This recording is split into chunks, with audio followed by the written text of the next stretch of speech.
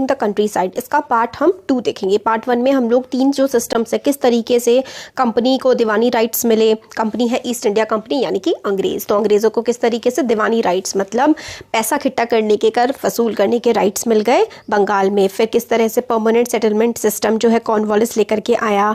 फिर उसके बाद हम लोगों ने देखा ये जो मुनरो सिस्टम था, मुनरो सिस्टम जो था वो रियोतवारी वाला सिस्टम था, है ना।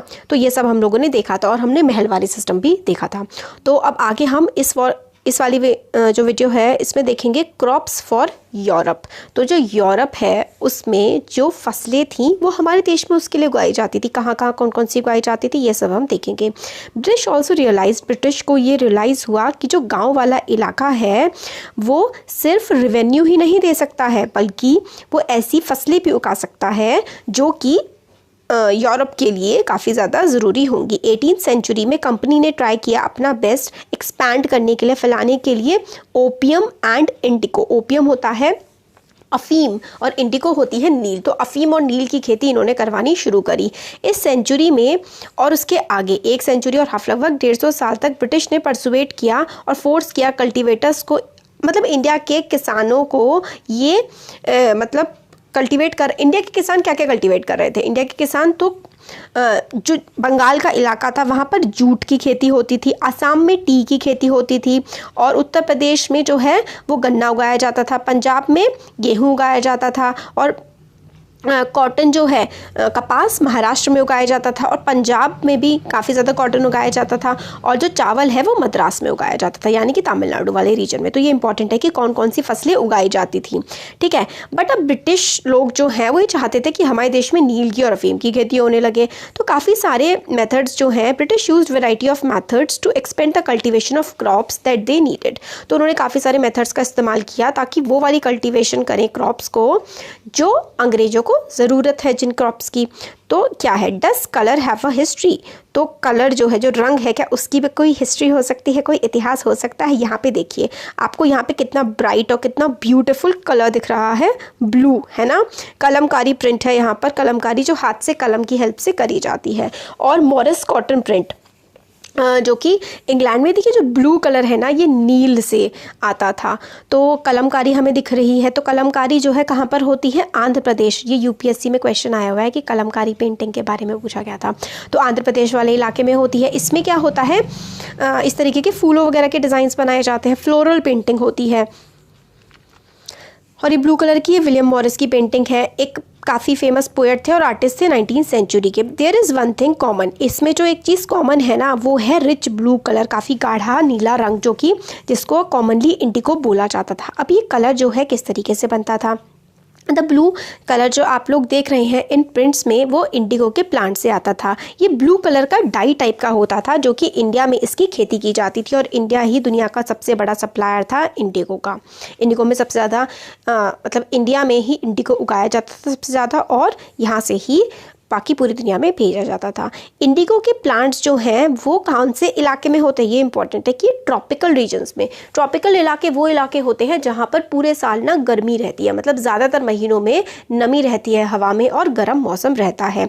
13th सेंचुरी आते आते इंडिया से इंडिगो काफ़ी ज़्यादा भेजा जाने लगा इटली में, फ्रांस में, ब्रिटेन में, ताकि कपड़े में रंगाई की जा सके, उसमें डाई लगाया जा सके।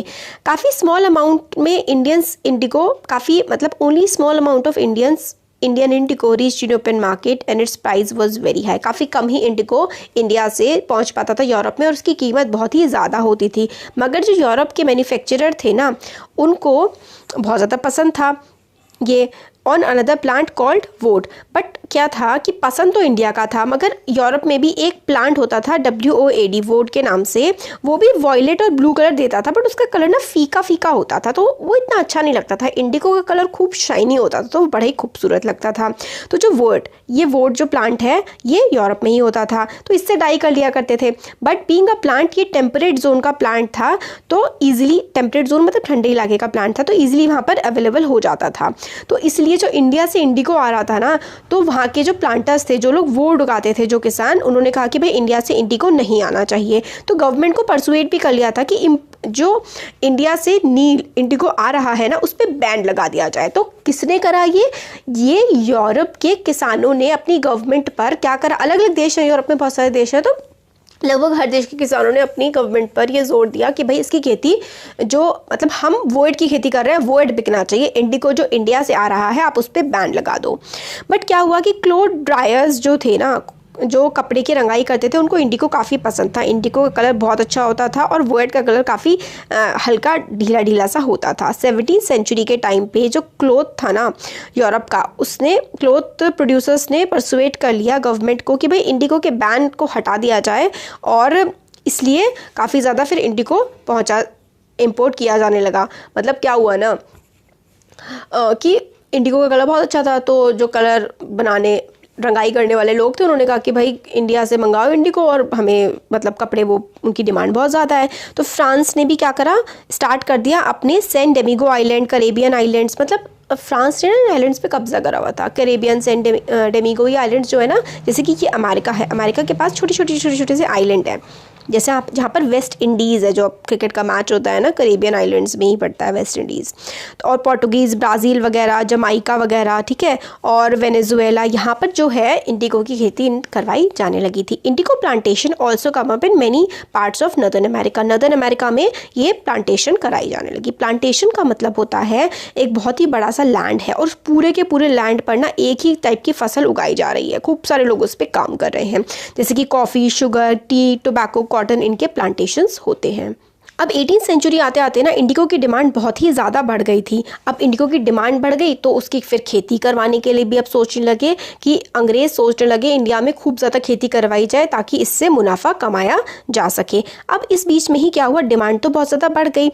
While the demand for Indigo increased, it's existing supplies from West Indies and America collapsed for a variety of reasons। अब डिमांड बढ़ गई, मगर जो अमेरिका से, साउथ अमेरिका से और वेस्ट इंडीज़ वाले रीजन से आ रहा था इंडिगो, वो कोलैप्स हो गया, आना बंद हो गया, और इंडिगो की काफ़ी ज़्यादा कमी पड़ गई पूरी दुनिया में। ठीक है, तो प्रोडक्शन जो है इंडिगो का वो आधा हो गया था 1789 से 1783 से 89 के बीच में। अब क्लोथ ड्रायर्स जो थे ना ब्रिटेन के, अब उनको सोचना पड़ा कि भाई कहाँ से आए, तो भाई इंडिया से आएगा। अब ब्रिटेन ने इंडिया की तरफ टर्न किया कि भाई इंडिया भेजेगा अब क्या, नील।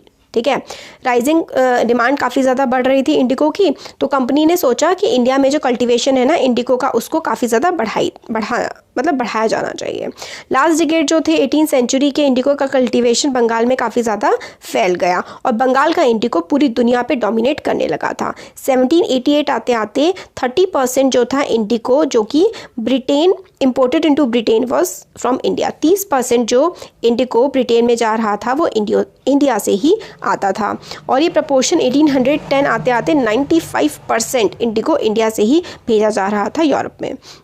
इंडिगो का ट्रेड जैसे बढ़ा, कॉमर्शियल एजेंट्स जो थे, जो कंपनी के थे, उनको लगा कि भाई इन्वेस्ट किया जाए, इसमें तो काफ़ी ज़्यादा मुनाफा होगा हमें। ओवर द ईयर्स काफ़ी सारे कंपनी के जो ऑफिशियल्स थे ना, उन्होंने अपनी जॉब्स छोड़ दी और इंडिगो के प्लांटेशन के बिजनेस में वो घुस गए, क्योंकि वो काफ़ी ज़्यादा उनको लगता था कि हाई प्रॉफिट्स कमा सकते हैं। न्यूमरस जो स्कॉटमैन थे, इंग्लिशमैन थे, इंडिया आए और वो प्लांटर्स बन गए। मतलब उन्होंने ज़मीन खरीद ली खूब सारी, और लोगों से कहा,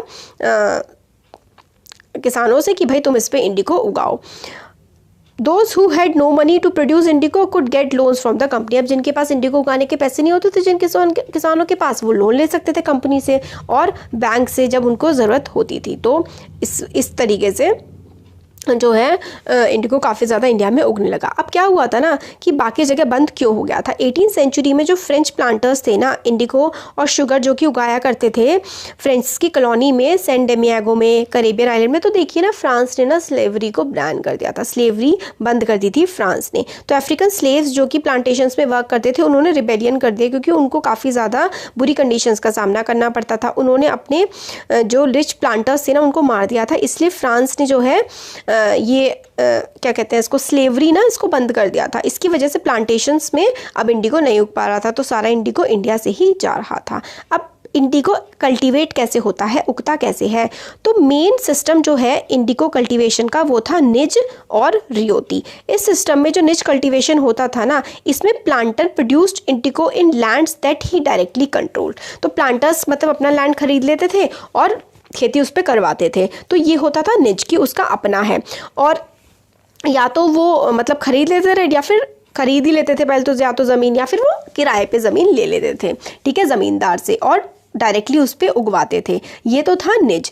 निज कल्टीवेशन के साथ दिक्कत क्या थी, प्लांटर्स को काफ़ी ज़्यादा डिफिकल्ट हुआ अपना एरिया एक्सपैंड करने में निज कल्टीवेशन के अंडर। इंडिगो जो कि कल्टीवेट किया जाता था वो सिर्फ और सिर्फ खूब ही अच्छा फर्टाइल लैंड का मतलब होता है जिस पे खूब अच्छी खेती की जा सकती है, इस तरीके के लैंड पे ही सिर्फ इंडिगो उगाया जा सकता था। And these were all ready densely populated, और ये पहले से ही काफ़ी ज़्यादा डेंसली पॉपुलेटेड इलाके थे, मतलब जहाँ पर खूब अच्छी फसल उगाई जा सकती है, जहाँ पर खूब अच्छी उपज आती है, उसको हम फर्टाइल लैंड कहते हैं। और ये फर्टाइल लैंड जो थे यहाँ पे काफ़ी सारे लोग रहते थे, काफ़ी छोटे छोटे से प्लॉट्स ही थे जहाँ पर जिनको एक्वायर करके इंडिगो का प्लांटेशन करवाया जा सकता था। प्लांटर्स जो थे उनको काफ़ी सारा एरिया चाहिए था क्योंकि उनको काफ़ी सारा इंडिगो उगाना था। अब इस तरीके का लैंड वो कहाँ से लेके आए, तो उन्होंने स्टार्ट किया कि लीज पे ले ले land around the Indigo factory, जहाँ पर इंडिगो की फैक्ट्री है उसके आसपास का एरिया, मतलब थोड़ा सा एक तरह से लीज पर लेने की, इस पर कुछ टाइम के लिए हमारा हक है। और जो पीजेंट्स थे ना उनको वहाँ से निकाल दिया गया। इसकी वजह से काफ़ी ज़्यादा लड़ाइयाँ हुई, भाई जिन पीजेंट्स को तुम उनके लैंड से निकालोगे तो वो तो लड़ेंगे, तो काफ़ी लड़ाइयाँ और टेंशन क्रिएट हुई। नॉर वॉज लेबर भी ईजी नहीं थी वहाँ पर मिलना, क्योंकि लार्ज प्लांटेशन, ये जो प्लांटेशन थे ना इंडिगो के, इसमें बहुत सारे लोगों की ज़रूरत पड़ती थी काम करने के लिए, और लेबर वाज नीडेड प्रिसाइसली उसी वक्त पर जहाँ पर मतलब जिस वक्त पर इंडिगो की कटाई या बुआई चलती थी उसी वक्त पर जो है राइस का भी कटाई बुआई वगैरह चलती थी। तो लोग तो ज़्यादातर राइस पे, क्योंकि वो खाने की फसल है, तो उसको उगाने में ज़्यादा इंटरेस्टेड होते थे। तो ये भी कॉम्पिटिशन मिला उसको इंडिगो को। अब जो निज कल्टीवेशन था, निज का मतलब था जो प्लांटर्स का खुद का लैंड का कल्टीवेशन वो करते थे, वो काफ़ी लार्ज स्केल पर उन्होंने on a large scale also required क्या था, प्लोज और बुलक्स, मतलब हल और बैलों की भी ज़रूरत होती थी काफ़ी बड़े एरिया पर उगाने के लिए। तो एक बीघा का मतलब होता है, मतलब यूनिट है, मतलब एक बीघा होता है एक, जैसे कि एक लैंड का एरिया कि इतना एरिया एक बीघा है, ठीक है। तो 1 बीघा ऑफ इंडिगो कल्टीवेशन रिक्वायर्स 2 प्लोज, एक बीघे में 2 प्लोज की ज़रूरत पड़ती थी। इसका मतलब है कि प्लांटर जिसके पास 1000 बीघा है उसको 2000 प्लोज की ज़रूरत पड़ेगी। इन्वेस्टिंग और परचेज करना और मेंटेन करना इन प्लोज को, ये काफ़ी ज़्यादा बड़ी प्रॉब्लम हो गई थी, मतलब इतने सारे प्लोज खरीदना और उनको संभाल के रखना, ये सारी बड़ी दिक्कत के काम हो रहे थे। Nor could supplies be easily got from the peasants since their plows and bullocks were busy on their rice fields, again exactly at the same time that the indigo planters needed them। तो अब जिस समय पर Indigo उगाया जाता था उसी समय पर राइस उगाई जाती थी, तो प्लोज हो गए, बुलक्स हो गए, ये फ्री मिलते ही नहीं थे क्योंकि वो तो राइस के फील्ड्स में काम कर रहे होते थे। टिल लेट 19th सेंचुरी तक प्लांटर्स जो हैं रिलक्टेंट थे कि भाई वो निज कल्टीवेशन का एरिया एक्सपैंड नहीं करेंगे। लेस देन 25% लैंड जो था वो producing Indigo was under this system, मतलब निच सिस्टम के अंडर था लगभग जो 25% इंडिगो प्रोड्यूस किया जा रहा था, मतलब प्लांटर्स खुद ही डायरेक्टली उसमें कल्टीवेशन करवा रहे थे। Rest was under the alternative mode of cultivation जिसको रियोती कहते थे। अब रियोती सिस्टम भी देख लेते हैं, इंडिगो जो रियोट्स के लैंड थे उन पर किस तरीके से उगाया जाता था। तो देखिए रियोती सिस्टम के अंदर ना प्लांटर्स फोर्स करते थे रियोट्स को कि एक कॉन्ट्रैक्ट साइन करो हमसे, ठीक है, एग्रीमेंट, सत्ता जिसको बोलते थे हिंदी में। कई बार विलेजर्स को ज़बरदस्ती प्रेशराइज किया जाता था, विलेजर हेडमैन जो होते थे ना वो रियोट्स के साथ ज़बरदस्ती करते थे और कि भाई कॉन्ट्रैक्ट में तुम आ जाओ, और जो साइन कर लेते थे ना कॉन्ट्रैक्ट को उनको एडवांस में कैश मिल जाता था और काफ़ी लो इंटरेस्ट रेट पे वो अपना इंडिगो प्रोड्यूस कर लेते थे। बट लोन्स जो कि रियोट को कमिट किया जाता था ना to cultivating indigo on at least 25% of the area under his holding, the planter provided the seed and the drill while the cultivators prepared the soil, sowed the seed and look after the crop। तो मतलब अगर आपका इतना land है तो आपको इसके 25% पर आपको क्या उगाना पड़ेगा, इसके 25% पर आपको इंडिगो उगाना पड़ेगा, नील उगाना पड़ेगा, ये कॉन्ट्रैक्ट होता था। और पहले लोन मिल जाता था और लोन की जो इंटरेस्ट रेट होती थी वो भी कम होती थी, बस ये होता था कि आपको अपने लैंड के 25% एरिया पर जो है नील उगाना पड़ेगा। वर्कर्स हार्वेस्ट कर रहे हैं इंडिगो को, ये दिखाया गया है रूरल लाइफ के बारे में। अब इंडिगो किस तरीके से प्रोड्यूस होता था, तो क्रॉप उगाई जाती थी और फिर उसके बाद प्लांटर्स जो होते थे उनको दे दी जाती थी, और एक नया लोन फिर से रियोत को दे दिया जाता था, और ये साइकिल जो थी ना ये फिर से शुरू हो जाती थी कि तुमने अच्छा फसल दे दिया, फिर से लोन ले लो, फिर से फसल उगा लो, तो ये साइकिल चलती जाती थी। Peasants who were initially tempted by the loan soon realized how harsh the system was. Initially तो उन लोगों को लगा कि हम लोग को आसानी से लोन मिल जा रहा है, बट धीरे धीरे समझ आया कि सिस्टम कितना ज़्यादा उनके लिए ख़राब है। प्राइस जो उनको इंडिगो के लिए मिलता था they produce was very low and the cycle of loans never ended. तो जो उन्होंने इंडिगो उगा लिया, बट उनको प्राइस कीमत बहुत ही कम मिलती थी इंडिगो जब वो बेचते थे, तो जो लोन की साइकिल थी ना वो कभी ख़त्म ही नहीं होती थी, हमेशा जो किसान है कर्जे में ही रहता था। अदर प्रॉब्लम्स भी थी। प्लांटर्स जो है यूजुअली इंसिस्ट करते थे कि जो सबसे अच्छी सॉइल है ना वहाँ पर इंडिगो उगाओ, बट किसान चाहता था कि उस पर तो हम अपनी राइस उगाएंगे। तो इंडिगो की जो रूट्स है वो भी बहुत ज़्यादा डीप होती थी, तो वो सॉइल में से पानी एकदम खींच लेती थी और ज़मीन को बंजर उगा देती थी। अगर इंडिगो की हार्वेस्ट कर दी गई है ना किसी लैंड पे, तो वो इतना बंजर हो जाता था कि उस पर दोबारा से चावल उगता ही नहीं था, इतनी ख़राब हालत हो जाती थी। तो इस सब को देख के कि भाई फ़ायदा ही नहीं हो रहा, लोन की साइकिल में फंस गए, लैंड ख़राब हो रहा है, ज़बरदस्ती करवा रहे हैं हमसे, तो ब्लू रिबेलियन था, इंडिगो रिबेलियन। तो मार्च 1859 में हज़ारों रियोज जो थे ना बंगाल के, उन्होंने मना कर दिया कि भाई हम लोग इंडिगो नहीं उगाएंगे। ये रिबेलियन विद्रोह काफ़ी ज़्यादा फैला। रियोज से मना कर दिया कि हम लोग रेंट भी पे नहीं करेंगे प्लांटर्स को, और इंडिगो की फैक्ट्रीज़ पे अटैक करना शुरू कर दिया। फिर वही अपनी जो तलवारों से है ना, बोज एरो से अटैक करना भी शुरू कर दिया। विमेन टर्न अप हुई, फाइट करने के लिए मटके फेंकने लगी, किचन के जो इम्प्लीमेंट सामान होते हैं उनसे उन्होंने लड़ाई करनी शुरू कर दी। जो प्लांटर्स के लिए काम करते थे उनको बॉयकॉट किया गया, उनसे बात नहीं करता था कोई।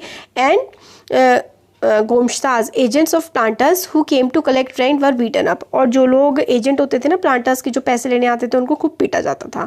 रियोज ने ये कसम खा ली कि वो आप कोई भी एडवांस नहीं लेंगे इंडिगो को उगाने के लिए, और वो कोई बुली नहीं उन्हें कर सकता है। जो प्लांटर्स हैं उनको जो लाठियाल्स होते थे, मतलब प्लांटर्स ना लाठियाल्स रखते थे कि कोई उनकी बात नहीं मानेगा तो लाठी से बटवा देते थे। तो उन्होंने कसम खा ली कि भाई अब हम लोग इन लोगों की बातों में नहीं आएंगे। द लाठी वील्डिंग strong man maintained by the planters, तो कोई मतलब उनकी बातों में नहीं आएगा, ये रियोज ने डिसाइड कर लिया। बट ये इंडिगो पीजेंट्स जो थे उन्होंने ये सब decide that they would know longer remain silent. तो उन्होंने डिसाइड क्यों किया कि भाई वो अब साइलेंट नहीं रहेंगे। ये इसकी पावर उनको कहाँ से मिली? क्लियरली जो इंडिगो सिस्टम था वो काफ़ी ज़्यादा ओप्रेसिव था।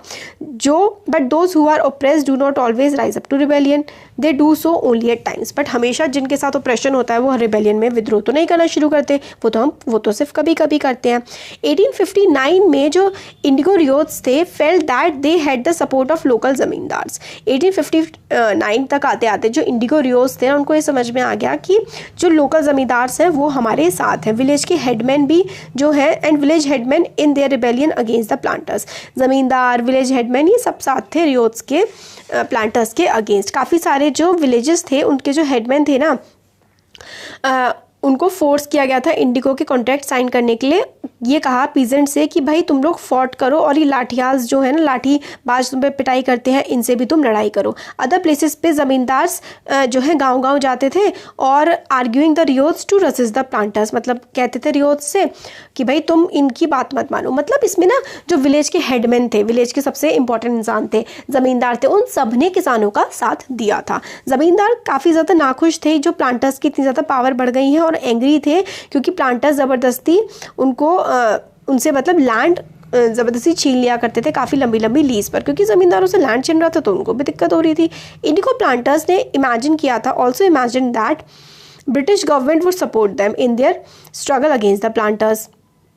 पीजेंट्स को ये भी लगा था कि भाई ब्रिटिश गवर्नमेंट भी हम लोगों को सपोर्ट करेगी। 1857 का जो रिवोल्ट हो गया था ना, उसके बाद जो गवर्नमेंट थी वो काफ़ी परेशान थी और वो ये नहीं चाहती थी कोई और रिबेलियन दोबारा से हो जाए। जैसे ही न्यूज़ फैली ना कि इंडिगो डिस्ट्रिक्ट में रिवोल्ट हो गया है और इतना ज़्यादा ऑपरेशन हो रहा है, तो सरकार ने भी ना मतलब एक कमीशन बिठा दी।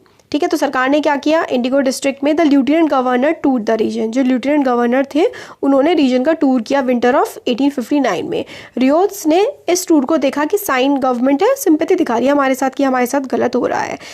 जब बरसात आई, magistrate Ashley Eden issued a notice stating that ryots would not be compelled to accept indigo contracts. तो भाई जो वो थे मजिस्ट्रेट थे, उन्होंने ये कह दिया कि रियोज जो है वो इंडिगो कॉन्ट्रैक्ट्स एक्सेप्ट ना करें, कोई दिक्कत नहीं है।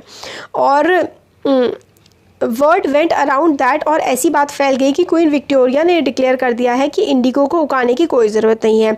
एडन ने ट्राई किया प्लेसेट करने को, मतलब मनाने को, पीजेंट्स को कंट्रोल करने को, ये जो इतनी ख़राब सिचुएशन हो गई है, but his action was read as support for the rebellion. मतलब वो तो ये कह रहा था कि सिर्फ ये बात दब जाए, मगर किसानों को लगा कि भाई सरकार हमारा सपोर्ट कर रही है। अब सपोर्ट कर रही है तो वो और ज़्यादा खुश हो गए, वो और ज़्यादा जो है प्लांटर्स के खिलाफ कार्यवाही करने लगे। अब देखिए, आप समझेंगे प्लांटर्स कौन है, सरकार कौन है। तो देखिए, प्लांटर्स ना वो अंग्रेजी लोग होते थे, सरकार के पार्ट नहीं होते थे ज़्यादातर। वो ऐसे ही प्राइवेट लोग होते थे जो इंडिया में मुनाफा कमाने, जैसे कि मान लीजिए इंडिया का कोई बिजनेसमैन कहीं और चले जाए और बिजनेस करने लगे, इसी तरीके से प्लांटर्स होते थे, सरकार का हिस्सा नहीं होते थे ज़्यादातर वो लोग। जैसे रिबेलियन और ज़्यादा फैला, जो कलकत्ता से इंटेलेक्चुअल होशियार लोग होते थे ना, पढ़े लिखे लोग, वो इंडिगो डिस्ट्रिक्ट्स में आ गए। उन्होंने मिजरी, जो इतना अत्याचार हो रहा है लोगों के साथ, उनके बारे में लिखा। टायरनी, जो पीजेंट्स उन्हें प्लांटर्स जो कि परेशान कर रहे हैं रियोट्स को, उनके बारे में लिखा। रियोट्स किसान होते थे। और हॉरर्स की इंडिगो सिस्टम कितना ज़्यादा ख़राब है, इन सब के बारे में जानकारी फैलाना शुरू कर दिया। कि रिबेलियन ना हो जाए, इसलिए गवर्नमेंट ने क्या करा, The government brought in military to protect the planters from assault and set up Indigo Commission to inquire into system of indigo production। तो सरकार को लगा रिबेलियन ना हो जाए तो मिलिट्री बुलाई गई ताकि प्लांटर्स को बचाया जा सके, और इंडिगो कमीशन बैठा दी गई ये इंक्वायरी करने के लिए कि जो सिस्टम है इंडिगो प्रोडक्शन का, ये किस तरीके से चल रहा है, क्या चल रहा है, ये सब देखने के लिए इंक्वायरी बैठाई गई। Commission held the planters guilty. Commission ने कहा ये प्लांटर्स की गलती है, और उनको क्रिटिसाइज़ किया कि इतना ज़्यादा ख़राब मेथड्स आप क्यों अपना रहे हैं इंडिगो कल्टिवेटर्स के खिलाफ। जो किसान है, आप इतने ज़्यादा हार्श काम उनके साथ क्यों कर रहे हैं। और डिक्लेयर कर दिया कि इंडिगो का जो प्रोटेक्शन है, मतलब प्रोटेक्शन नहीं, प्रोडक्शन, इंडिगो जो उगाया जा रहा है वो किसानों के लिए, रियोट्स के लिए फ़ायदेमंद नहीं है। कमीशन ने कहा कि रियोट्स जो आपकी एग्जिस्टिंग कॉन्ट्रैक्ट है आप उनको पूरा करो, और फर्दर आप अगर कॉन्ट्रैक्ट में नहीं जाना चाहते हैं तो आप मना कर सकते हैं। फिर आगे आता है कि रिवोल्ट जो था इंडिगो का, उसके बाद जो प्रोडक्शन था ना इंडिगो का बंगाल में, वो बिल्कुल बहुत ही ज़्यादा कम हो गया। प्लांटर्स ने अब बिहार में शिफ्ट कर लिया, और क्योंकि अब सिंथेटिक डाई भी डिस्कवर हो गया था, मतलब लेबोरेटरीज़ में, फैक्ट्रीज़ में बना हुआ डाई जो है आ गया था, जर्मनी ने इसको बना लिया था। तो फिर इंडिगो के प्लांटेशन करवाने की इतनी ज़्यादा ज़रूरत पड़ी भी नहीं। फिर जब महात्मा गांधी आए इंडिया में साउथ अफ्रीका से, बिहार के पीजेंट्स ने मतलब बिहार गए किसानों की मदद करने के लिए, तो चंपारण में उन्होंने इंडिगो कल्टीवेशन के खिलाफ ही विद्रोह किया था। जो गांधी जी आए थे ना, तो 1916 में उन्होंने चंपारण में ही सबसे पहले जा कर के अपना सपोर्ट दिया था किसानों को, और 1917 में mark the beginning of Champaran movement against Indigo plantation. तो 1917 में उन्होंने पूरा चंपारण में गए और हेल्प करी इंडिगो प्लांटर्स की। इंडिगो प्लांटर्स कौन थे? किसान। ठीक है, अब एल्सवेयर देखते हैं। आपके एग्जाम के लिए इंपॉर्टेंट नहीं होता, बट देख लेते हैं क्या होता है इसमें। 18th सेंचुरी में फ्रेंच मिशनरी थे जीन बैप्टाइज लेबॉट, वो करेबियन आइलैंड्स गए। उन्होंने काफ़ी कुछ लिखा इस रीजन के बारे में और पब्लिश किया अपनी बुक में। इमेजेस ये जो है ये हमें बताती हैं कि इंडिगो प्रोडक्शन जो था वो फ्रांस का, मतलब वो स्लेव प्लांटेशन था, मतलब स्लेव्स, गुलाम लोग काम किया करते थे। आप देख सकते हैं कि स्लेव्स जो हैं, ये स्लेव्स हैं, कि जो स्लेव वर्कर्स हैं वो इंडिगो प्लांट को मतलब शेल्टर में रख रहे हैं, और फिर उसके बाद another worker is churning the liquid with the mechanical churner, मतलब लिक्विड निकाल रहा है उसमें से घुमा घुमा के। 2 वर्कर्स कोई उसके पल्प को ले जा रहा है, उसको सुखा रहा है। मतलब ये पिक्चर ये दिखाती है कि किस तरीके से इंडिगो के प्लांटेशन में काम चल रहा था, और ये पिक्चर बनाई थी जीन बैप्टाइज लेबेट ने। तो ये हमारे चैप्टर का एक्सप्लेनेशन हो गया है। 1st, 2nd, 3rd चैप्टर का हमारा एक्सप्लेनेशन कंप्लीट है, आप लोग देख सकते हैं। तो हो गया हमारा चैप्टर कंप्लीट। Thank you.